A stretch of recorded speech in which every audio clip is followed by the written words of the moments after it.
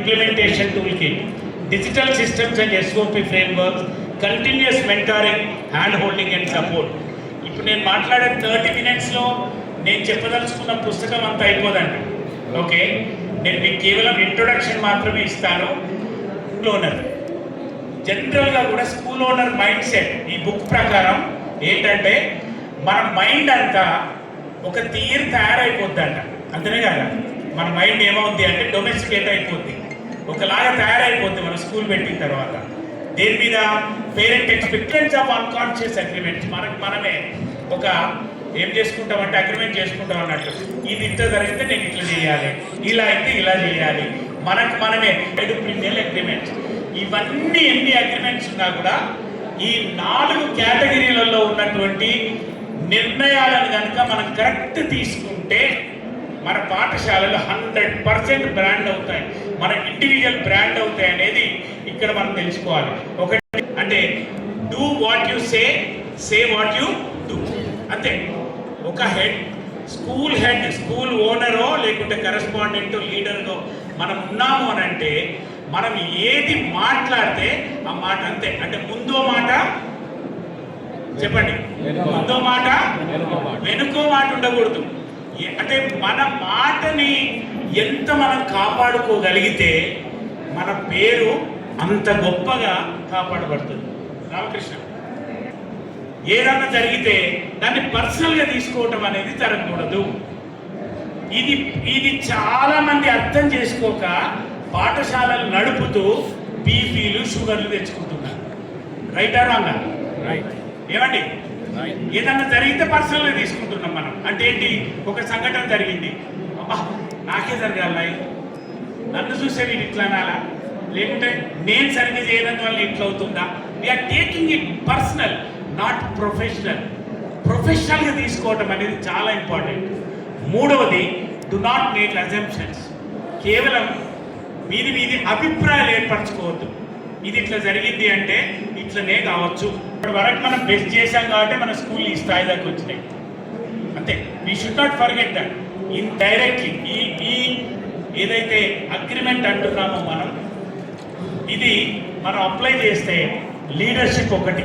Okay, leadership, HR అంటే తెలుసు కదా, నియామకం చేయటం, వాళ్ళని ట్రైనప్ చేయటం.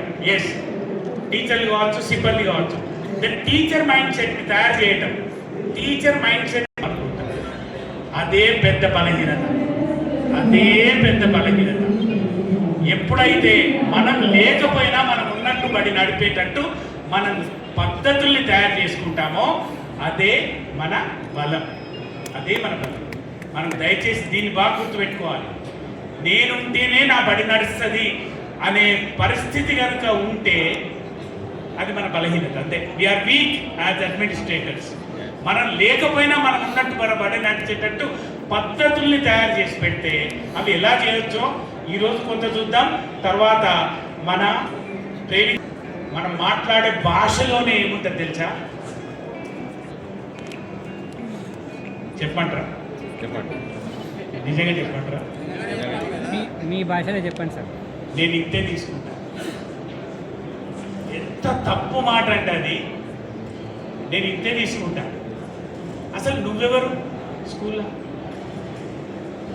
స్కూల్లో డీజీఎఫ్లోకి వస్తాడా? స్కూల్ అకౌంట్లో కదా పోవాల్సింది. ఏం మాట్లాడాలి మనం? ఫీజు గురించి మాట్లాడటం. మా స్కూల్లో ఫీజు ఇంతే సార్, ఇట్లనే సార్ పద్ధతి అని మాట్లాడాలి. కానీ నేను అనే పదం కనుక వచ్చింది అనుకోండి, మీరు స్కూల్ని బ్రాండ్ చేయట్లేదు, ఇండివిజువల్ చేస్తున్నాం మనం. అంతే. We are not. స్పర్ధలు రాకుండా, ప్రాబ్లమ్స్ రాకుండా టీచర్లతో వస్తాయి, పేరెంట్తో వస్తాయి, సిబ్బందితో వస్తాయి, గవర్నమెంట్ తోటి వస్తాయి, స్కూల్ ఇతర యాజమాన్యాలతో వస్తాయి, స్టూడెంట్స్ అసోసియేషన్ తోటి వస్తాయి, ఈ సంఘాలు ఆ సంఘాలతో వస్తాయి, అఫీషియల్స్ తోటి వస్తాయి. కానీ ఎలా మనం ఆ ప్రాబ్లమ్స్ని రిజాల్వ్ చేయటంలో మన నైపుణ్యాన్ని కనబరుస్తున్నాం. చాలా ఇంపార్టెంట్ అండి. చాలాసార్లు అద్భుతంగా ప్రాబ్లమ్స్ రిజాల్వ్ అవుతాయి. దెన్ చాప్టర్ 1, 4 చాప్టర్లలో ఉంటుంది ఇది. చాప్టర్ 1 వచ్చేసి first agreement, be impeccable with your word. Impeccable అంటే ఏంటి? మాటలో నిష్కలంకత. ఇది అన్నాడు కానీ ఉంటాడు ఈ మాట మీద ఉంటాడు అని అన్నాడు అనుకోండి, finish, our value is gone, అంతే.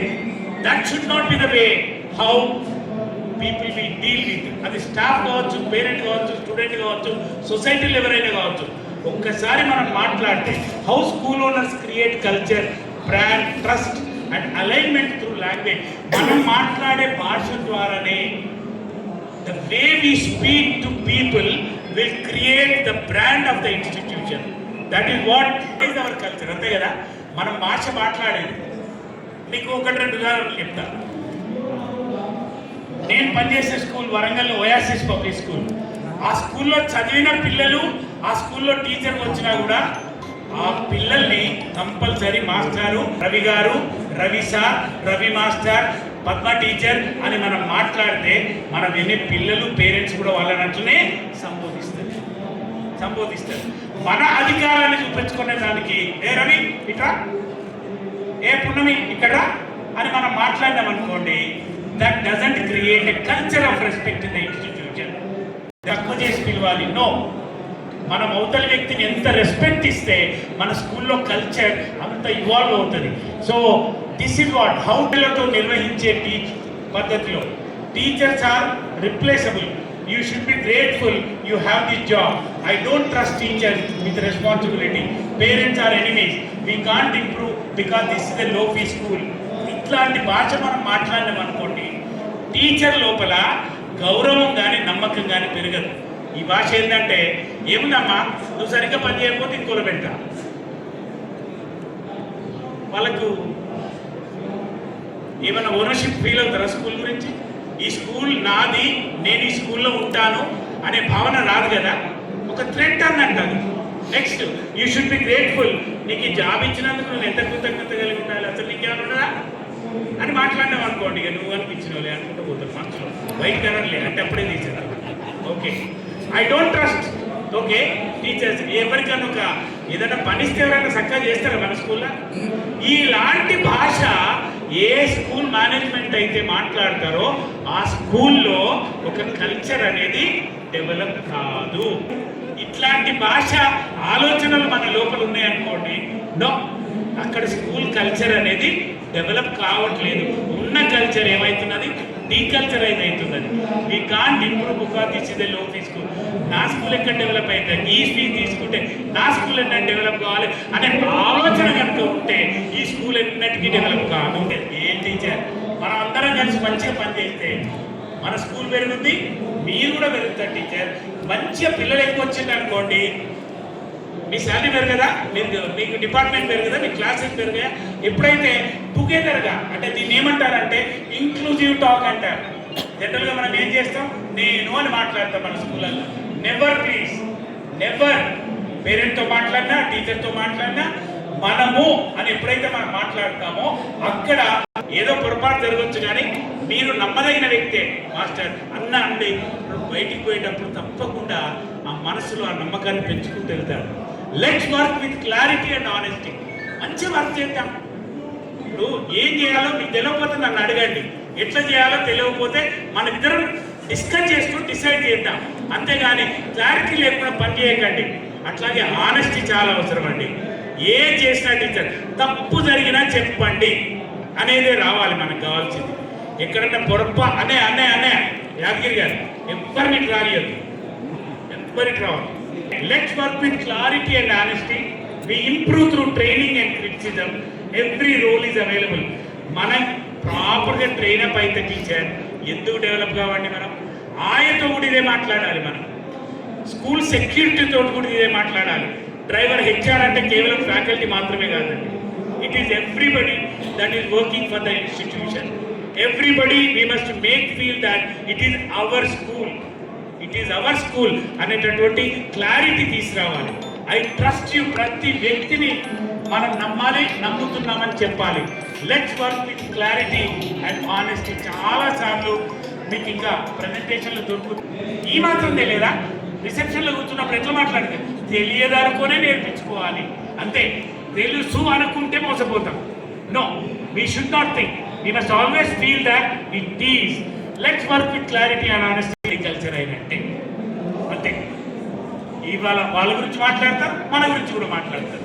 అందుకనే ఏ టీచర్ వచ్చినా, ఏ ఉపాధ్యాయుడు వచ్చినా ఇంకొక టీచర్ గురించి మనం వాళ్ళతో నెగిటివ్ మాట్లాడటం అనేది చేస్తే వాళ్ళు బయటికి వెళ్ళి మన గురించి నెగిటివ్ మాట్లాడటాన్ని మనం అలవాటు చేయించిన వాళ్ళం అవుతాం.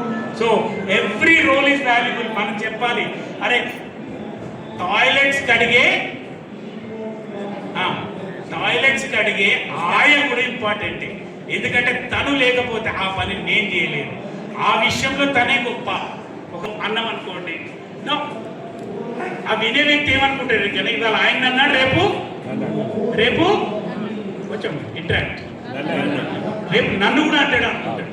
అందుకే ఆల్వేస్ ఇందాక మనం అనుకున్నాం కదా, మన వర్డ్స్, మన భాష ఎంత నిబద్ధతతో ఉండాలి. మన భాష అంటే అసలు భాష మీద చాలా మంది చూడండి, మీరు ఒక ఆఫీసర్ దగ్గరికి మన స్కూల్ లీడర్ ఒక ఆయన పోతే కాని పని కూడా చేసి పంపిస్తాడు ఆఫీసర్. ఇప్పుడు మా శేఖర్రావు పోయింది అనుకోండి, కాని పని కూడా చేసి పంపిస్తాడు. అదే ఇంకో ఆయన పోతే అయ్యే పని కూడా కాదు అని పంపించేస్తాడు. శేఖర్రావు చెప్పట్లు ఉంటున్నారు. టీచర్ మైండ్ సెట్ని 100% బిల్డ్ చేయాలండి. అసలు టీచర్ మైండ్ సెట్ కనుక ప్రాపర్గా బిల్డ్ కాకపోతే ఆ స్కూల్లో క్వాలిటీ డెవలప్ కాదు, యూనిటీ డెవలప్ కాదు. ఈ రెండు బాగా గుర్తుపెట్టుకోండి. యూనిటీతో క్వాలిటీ, క్వాలిటీతో టీచర్. పేరెంట్స్ అంతా చాలా ప్రాబ్లమేటిక్. అంటే ఆమె దృష్టిలో ఏమనుకుంటుంది, పేరెంట్స్ని మనం పట్టించుకోవద్దు, వాళ్ళు అంటే మన శత్రువులు అన్నట్టు చూస్తారు. ఎప్పుడు ఈ భాష వాడద్దు మనం. Teachers will treat parents with suspicion అట్లా చెప్తే. ఇప్పుడు ఒకవేళ students are difficult to handle అంటే టీచర్స్ విల్ టీచ్ దెమ్ ఎట్లా డిఫెన్సివ్లీ. ఇవన్నీ హ్యాండిల్ చేయడం కష్టమేయా. ఈ క్లాస్లో 8th 9th పిల్లలు, ఆ క్లాస్ చాలా మొండిగా ఉన్నది అంటే టీచర్ ఎట్లా వెళ్తారు క్లాస్కి?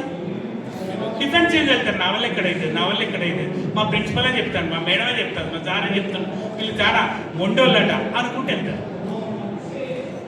Okay, if you say we are building leaders and value, ఆ క్లాస్ చాలా యాక్టివ్ అండి, దాంట్లో చాలామంది లీడర్స్ ఉన్నారు. కొంచెం మనం వాల్యూ సిస్టమ్ మాడిఫై చేస్తే పిల్లలు గొప్పగా తయారవుతారు. పాజిటివ్గా మాట్లాడినాం అనుకోండి, ఎట్లుండాలి? Tone of communication. సార్ నమస్తే సార్, రండి. మేడం బాగున్నారా?